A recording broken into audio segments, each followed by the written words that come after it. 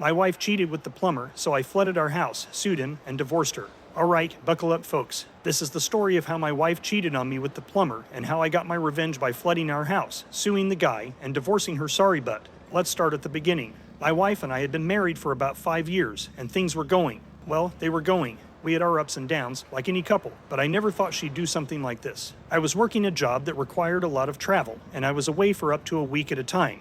But when I was home, I tried to make it count. We even managed to buy a nice little house together, something we could call our own. One day, while I was on a business trip, my wife called me and said we had a plumbing issue at home.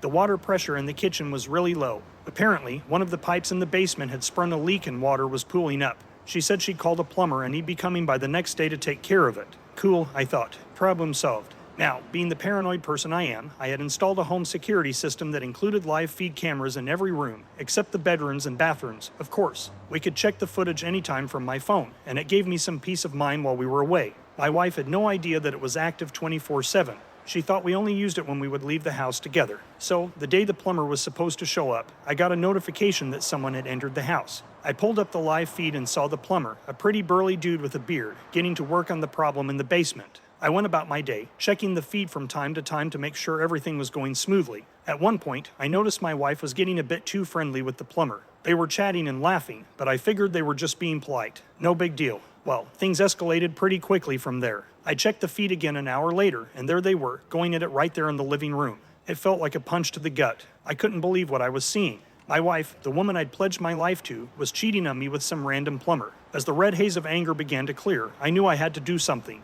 But I didn't want to just confront her and have it all out in the open. No, I wanted revenge, and not just any revenge. I wanted to make sure both of them paid for what they'd done. So I scrolled back and screen recorded the footage of them in the act, making sure I had irrefutable proof of their infidelity. I also took screenshots and saved them for later. Then I started to plot my revenge. Remember the leak in the basement, the one the plumber was supposed to fix? Well, I decided to sabotage his handiwork, but in a way that would make it seem like he had screwed up. I called a buddy of mine who knew a thing or two about plumbing and asked him how I could make it look like the plumber had botched the job. He gave me some pointers, and I got to work. I came home from my business trip and acted like everything was just fine.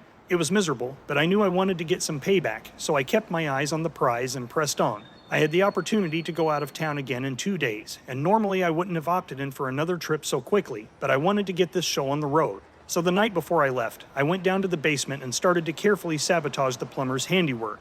I got it really leaking exactly where he fixed the problem.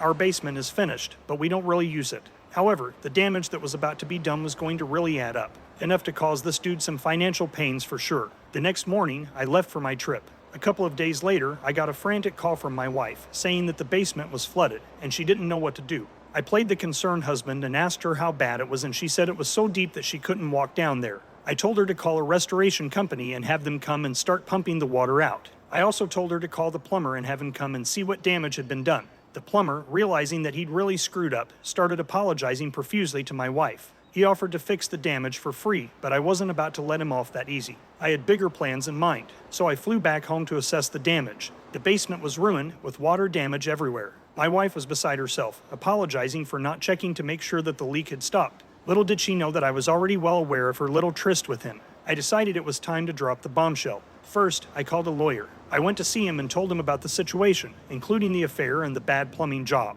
He agreed to help me sue the plumber for damages, as well as file for divorce from my wife. Then, I confronted my wife about her cheating. I'll never forget the look on her face when I showed her the screenshots and videos of her and the plumber. She was speechless, trying to come up with some excuse, but there was nothing she could say. I told her that I knew everything and that I was filing for divorce. She begged me to reconsider, but my mind was made up. To add insult to injury, I shared the footage of their little rendezvous with our family and friends in a group chat on Facebook Messenger. I wrote something along the lines of, if the plumber had been doing the work he was hired for instead of banging my wife, maybe our house wouldn't be flooded and she wouldn't be getting a divorce. The fallout was spectacular. The plumber's reputation was ruined, and he was facing a lawsuit that would most likely put him out of business. My wife was humiliated in front of everyone we knew, and she was about to be served with divorce papers. As for me, I was getting out of a marriage that was apparently built on lies, and I was going to make sure I got everything I deserved in the divorce settlement. In the end, I was proud of the revenge I got on both of them. It may have been messy and destructive, but it was absolutely worth it. They both got what they deserved, and I was able to move on with my life, knowing that I didn't let them get away with their deceit. So, there you have it, folks. My tale of revenge, served cold and wet. I hope you enjoyed reading about it as much as I enjoyed enacting it. Just remember, sometimes karma needs a little nudge in the right direction.